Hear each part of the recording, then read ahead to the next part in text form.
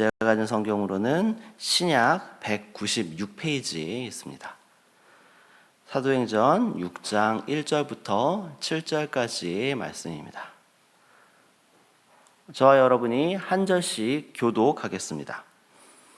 그때에 제자가 더 많아졌는데 헬라파 유대인들이 자기의 과부들이 매일의 구제에 빠짐으로 히브리파 사람을 원망하니 12사도가 모든 제자를 불러 이르되 우리가 하나님의 말씀을 제쳐놓고 접대를 삼는 것이 마땅하지 아니하니 형제들아 너희 가운데서 성령과 지혜가 충만하여 칭찬받는 사람 일곱을 택하라.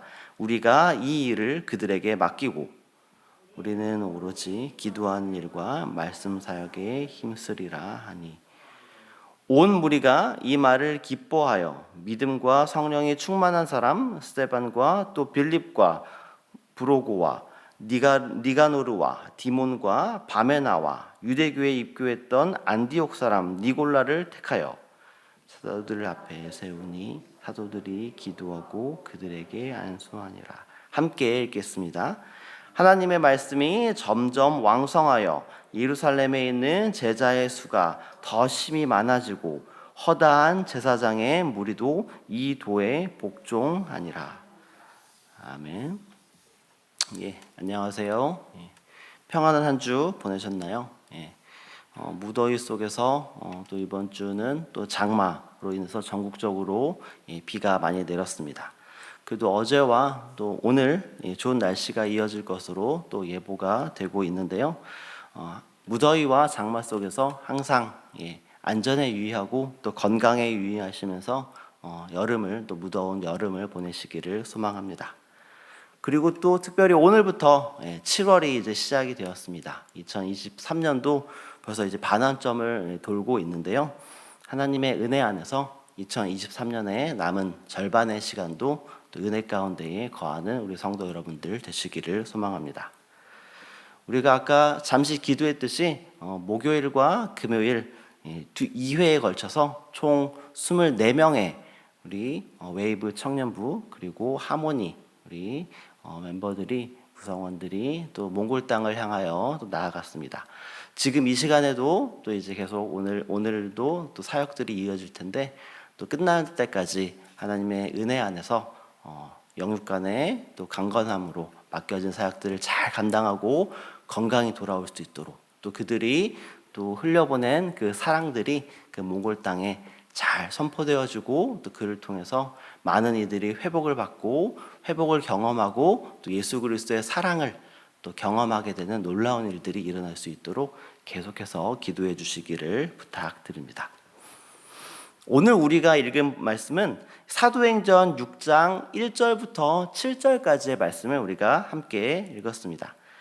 오늘 본문 이전인 사도행전 4장에서는 교회의 외부에 있는 사두개인들이 교회를 흔드는 모습이 있었고요. 또 5장에는 아나니아와 삽비라 사건을 통해서 교회 내부에서도 교회를 흔드는 사건들이 계속해서 일어났던 것을 우리가 살펴보았습니다. 그리고 오늘 말씀에도 사실은 교회 가운데에 어려운 도전들이 계속해서 일어나는 것을 볼 수 있습니다. 이런 어려운 일들이 계속해서 일어남에도 불구하고 사실 교회의 사역은 멈추지 않았습니다.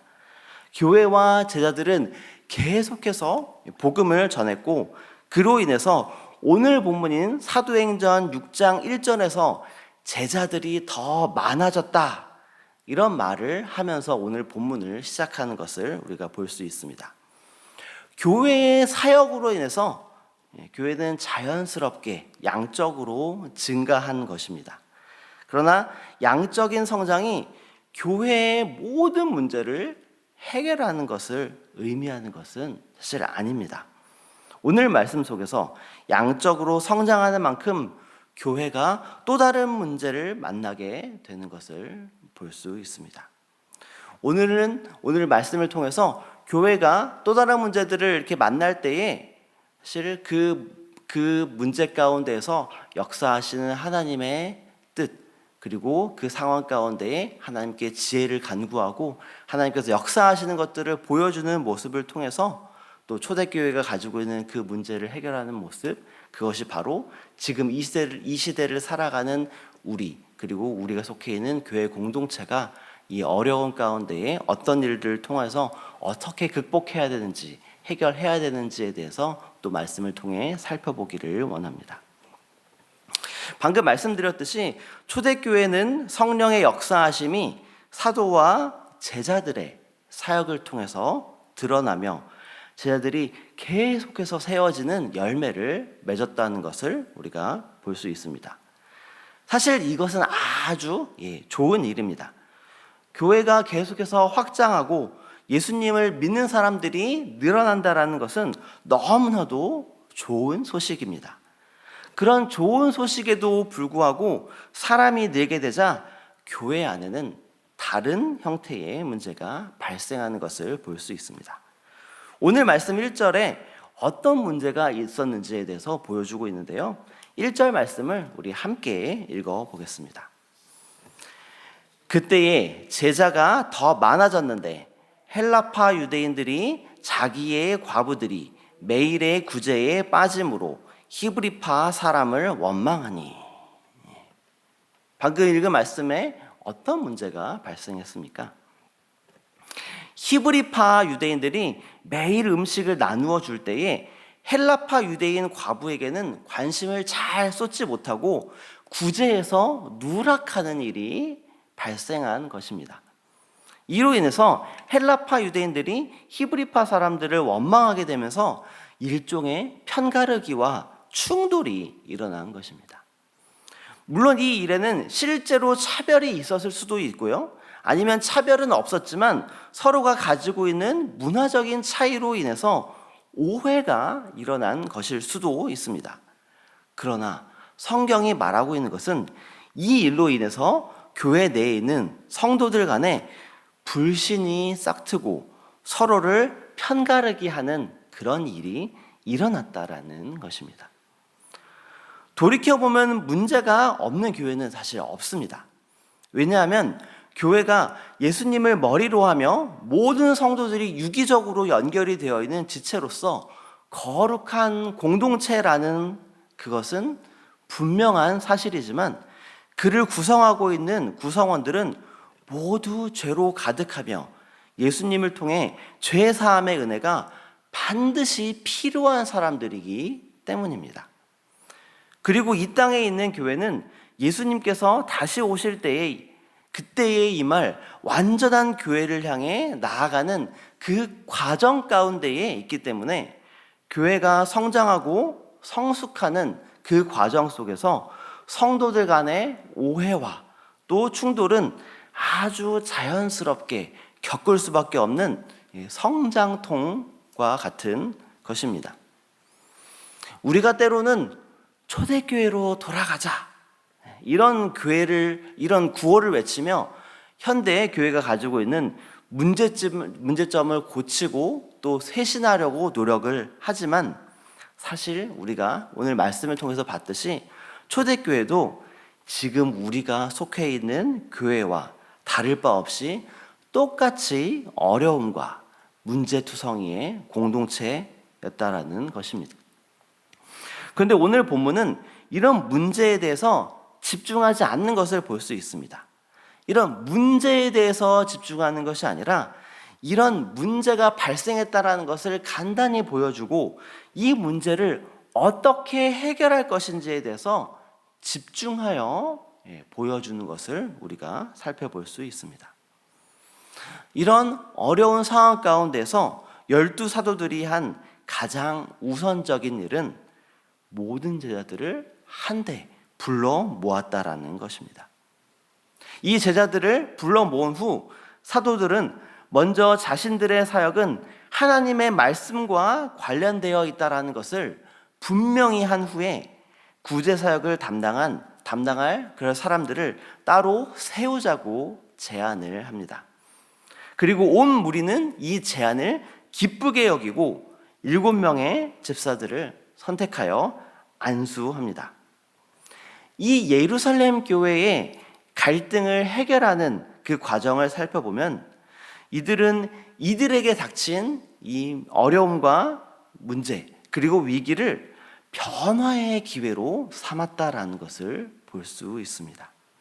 사도들은 목회를 돌아보고 조직을 개편함으로써 교회가 갈라질 뻔한 그 위기에서 더 많은 일꾼들을 세우고 일을 분담하는 그 계기로 삼은 것입니다.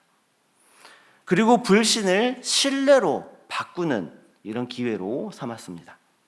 차별에 관한 오해와 지도층에 대한 불신이 생기자 사도들은 모든 제자들을 한 곳에 불러 모았고 또 그리고 그들과 함께 논의했고 또 직접 7사람을 택하게 한 후에 사도들의 권위와 직무들을 나눔으로써 서로 더 믿고 의지하는 그런 공동체로 바꾼 것입니다.